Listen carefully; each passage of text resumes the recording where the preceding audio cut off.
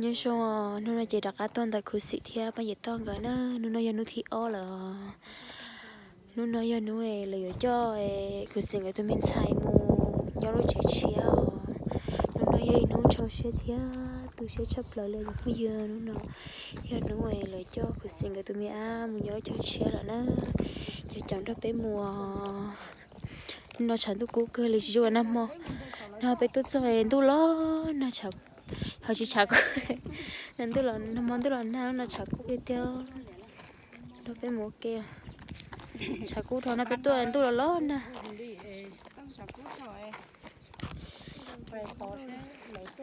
một tòn chuẩn dễ lại tòn chuẩn dễ lại ra ha tôi dễ là xưa quá cú lên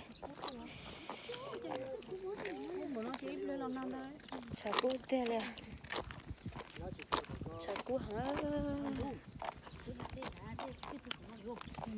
chào cô hả nó chào cô tê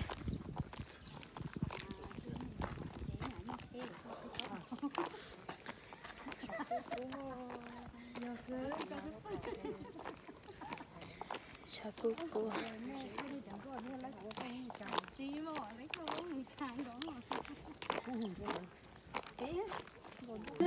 Đứa kia nó sao này, sao đụng này. tôi nhìn là vậy mà mắn như kiểu mà mắn rồi mắn tiền đó Tao nói tôi xa đi yêu. Tôi nhớ mắn hỏi. Nào lại đá mà. Đá xe. Chứ mấy đứa con này lấy ai có thấy của nó đá lôi luôn của ha đó. mà cho chị cho nói từ ai luôn là ngày chưa là ngày nhá mà má nè má nè má nè nếu má lần nhai rồi ai rồi vừa chân nó về mấy tôi là cụ sĩ hết mẹ tân rồi Tần tới đã chung cái ngắm bia họ. Nó đều mắn chứ. Mấy món sau kia lên câu. Là để lại cho chơi nó sợ à, cái nó thủ chứ còn à. để có chết chẳng thầu á chỉ ra sao được ý Chơi là phải chơi à. Chơi à, ở lúc đó là lấy. Chơi về kia. Ớt sầu. Em cũng mất sầu cái đó chơi mà. Lo nó sát rồi chơi. Cả cú hả? Cái là bị cắn tông nó. Để nó sao? Nó là có chơi nhói pin là có thứ chơi chuông cô. rồi dễ tự luôn Cái thấu kia sao? Cái thấu kia là. xem cái thật đúng rồi xí đây mà nó cứ thở chưa Xí đây nó hành lục kia mà. Đấy, dạ. Lấy nhân thì rồi cũng lên đầu Để từ đây nó không có. Là chứ sau đợt của em mới lúc có tua nó theo lấy. Mới lúc tua à. Mới lúc có hả?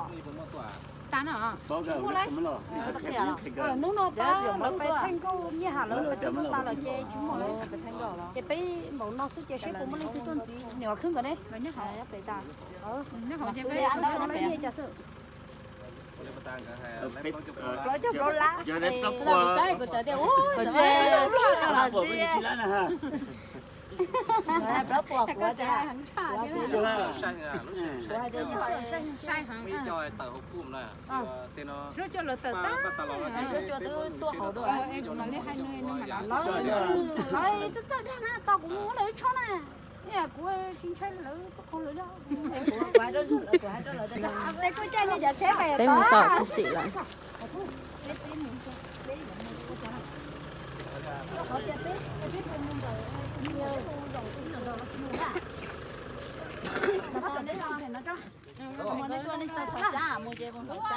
rồi chế ơ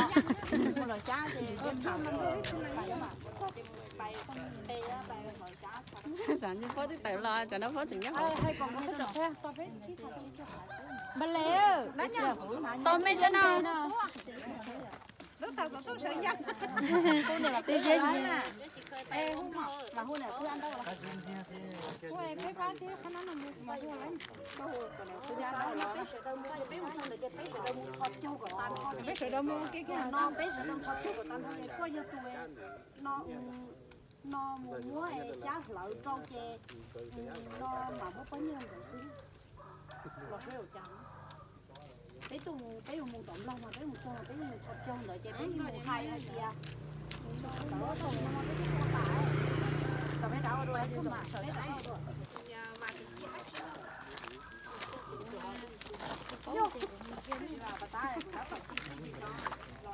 nó phải mùa ô chặt cú chỉ lon đây lon để cho chính nên đây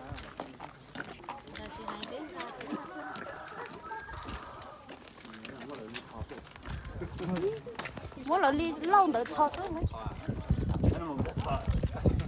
nó mà bé chưa rồi không mà bé được ăn đồ chứ kia cho chính nên đây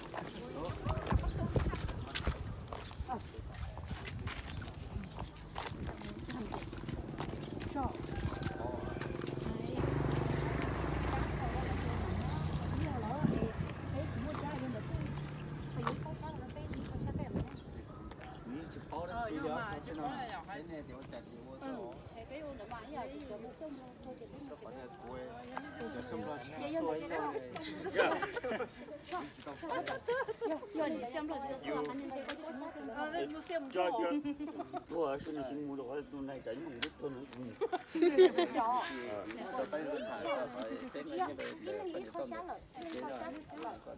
mua đó thì bé cái mù thì bé giờ chúng ta bé đi mù này cái có chỉ phải dùng cá là cho lợn ấy à ít bó là thì ó thì bé ít bó xá cái bó lo cho lợn con có phải dùng ít bó xá chứ trồng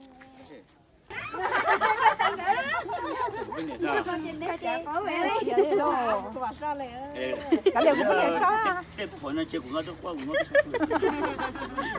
nó lệ ra tôi bỏ tôi có qua bé có ta lệ xá cho lệ xóa nó còn là có khứ à à nè lệ có ăn cho bút luôn á cái tủ xe ha sao cho nó chỉ tủ xe nó mỏi cũng nó tủ xe là sao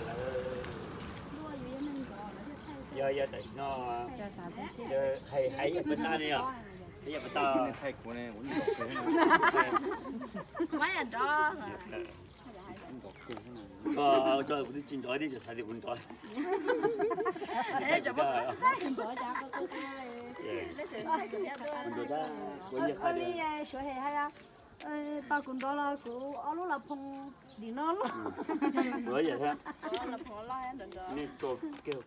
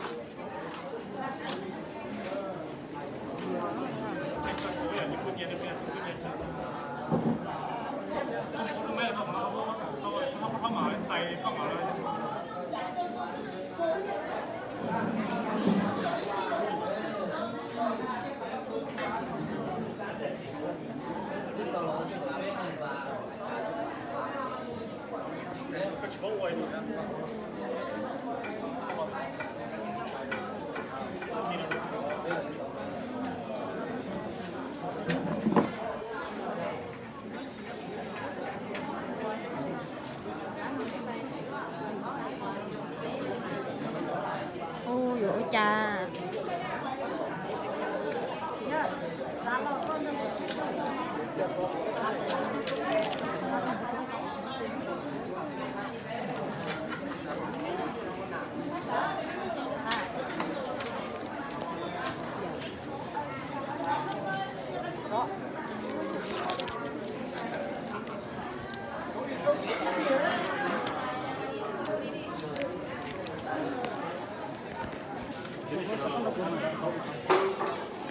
em mấy khỏi nhẹ đấy cho được